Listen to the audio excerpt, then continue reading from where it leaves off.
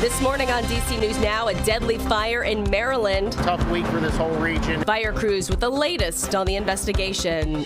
And a warm start to the first week of February with highs around 60. How long this warm weather is expected to stick around. Plus, cleanup begins in the Potomac. Officials share recovery efforts days after the deadly collision near Reagan Airport. A trade war brewing in North America. It's not the Canadians and the Mexicans that are being penalized. It's you, me, and every taxpayer. Experts share how new tariffs could affect people in the U.S. And sailing through the winter solstice. The beautiful lights on display in downtown Frederick. You're watching the station covering all of the DMV. This is DC News Now.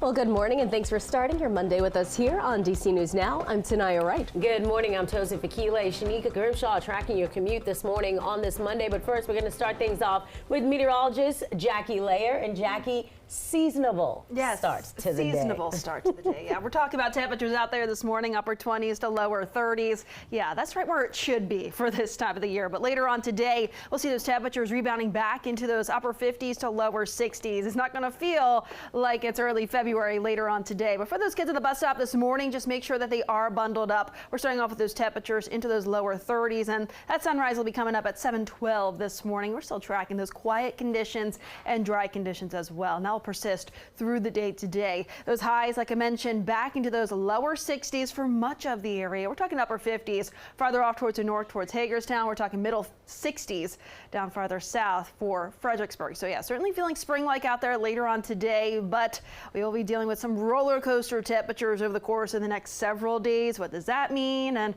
I'll have that answer coming up with that 7-day forecast in just a few minutes. Shanika's back with the latest on those roadways, though. How's it looking right now? All right. Good morning, Jackie. Top of the 6 o'clock hour. Still looking pretty nice out there. We're looking at BW Parkway north and southbound right near 202. Not expecting much at this early hour, but it does start to get busy. We do have this one crash, though. That's coming out of Frederick heading southbound. You can't see all of that bold red there. So that stretch coming out of Frederick toward Maryland 80, 109, that's where that crash is. And I do believe you're getting by to the left. For the rest of your commute, though, things are looking smooth along 270. It's going to be a smooth sailing along the Capitol Beltway as well. Guys. Thank you, Shanika. In Prince George's County, 2 people are dead after a house fire in Oxon Hill. Now, this happened last night on Galway Drive and Helmont Drive. Fire crews say they found a man and a woman in that home. Both of them died there. They say 2 other adults were in the home but escaped that fire. Another deadly fire happened in Fort Washington just last week.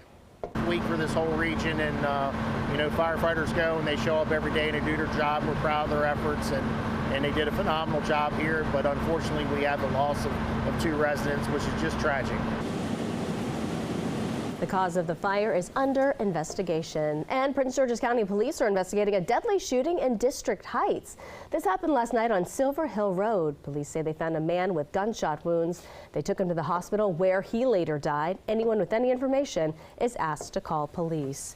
And it has now been 5 days since an American Airlines plane and U.S. Army helicopter collided mid-air right near Reagan National Airport. And all 67 people on board the aircrafts presumed dead. Crews have been working diligently to recover the remains of the victims and reunite them with their families. And today they will begin removing the wreckage, starting off with that plane from the Potomac River. Haley Milon live at the airport with more for us this morning. Haley, good morning. Hey, Tosin and Tanaya, this has been a heartbreaking and emotionally taxing 5 days for crews and first responders here in the DC area. The focus up until now has been recovering the bodies of the victims of the mid-air collision, but today the focus turns to removing the wreckage of both aircraft, beginning with that passenger jet. Now, in terms of recovering the bodies of the victims, crews made progress over the weekend, finding 11 more people. Remains of 55 of the 67 victims have now been identified. 2 large barges have made their way to the site from Virginia Beach, and the Army Corps of Engineers is coordinating the removal of the wreckage. During a news conference yesterday, officials said that removing the wreckage of the passenger jet should take about 3 days. Then they'll move on to removing the wreckage of the Black Hawk helicopter. The waterway, it's closed to all except for crews working on the recovery efforts. There may be pauses pauses or delays should any of the remaining victims be found. If there are remains in there that will not move while we're recovering the wreckage, we will bring that wreckage to the surface of the barge. Our process to immediately tent the barge to make sure that we have full discretion, and then we'll bring in the proper personnel to deal with that at that time. And during that news conference, officials said that they had good conditions and good visibility in the water as they continue with this work today. And they also remind the public that anyone who's struggling emotionally following this distressing accident can call 988 for support. We'll have more throughout the morning. For now, in Reagan National Airport, Haley Mylon, DC News Now. Haley, we know crews are working very hard to make sure they not only clear the river, but help the families. Thank you. All right, 6:05 is your time. Over the weekend, a vigil held for the lives lost in that tragic collision. Northern Virginia ice skating community coming together in Leesburg. Friends and loved ones remembering those who they shared the ice with, including 12-year-old skater Olivia Terre. The vigil was at Ion International Training Center along Virginia Route 26. Some paying their respects say that feeling of community is needed after a tragedy like this. While we all have aching hearts, we unite together to hold each other up, to support each other. You know that this is so fresh, but we're going to have to be supportive of one another in Loudoun County next month, next year, 2 years from now. Grief does not have timelines. And yesterday, the families of those victims who died in what is now the deadliest U.S. air disaster in nearly a quarter century. The families visited that crash site yesterday. A police motorcade accompanied them to that wreckage. Family members say they will continue to find ways to memorialize their loved ones as crews work to clear the debris in the river.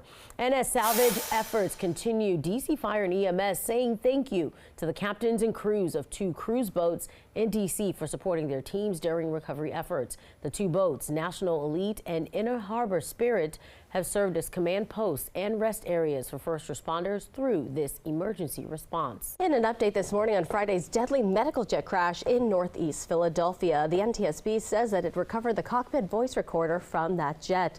Officials say they found it 8 feet deep in the ground at the crash site. All 6 people on board died, including a child who had just finished treatment for a life-threatening condition. On the ground, 1 person in a car near the crash site also lost their life. 19 others injured from the explosion, and at least 11 homes significantly damaged, along with some businesses.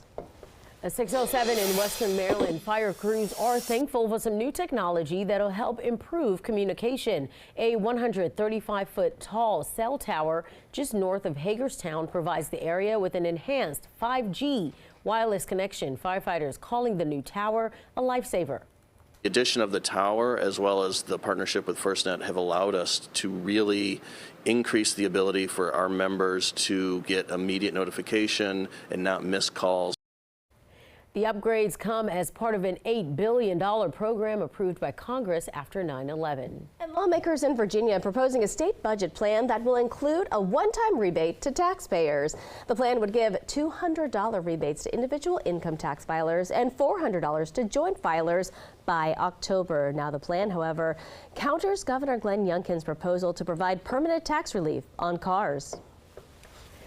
In national news, President Trump has kept his promise on tariffs. The president taking executive action to impose tariffs on China, Canada, and Mexico. Trump's move places a 10% tax on all imports from China, 25% on imports from Mexico and Canada. Oil and natural gas imported from Canada will be taxed 10%.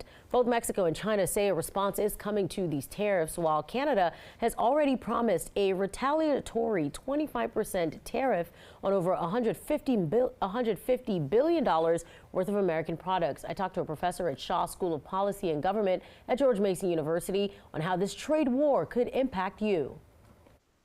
It has to be dangerous for the United States from a policy perspective. Talk to me about that.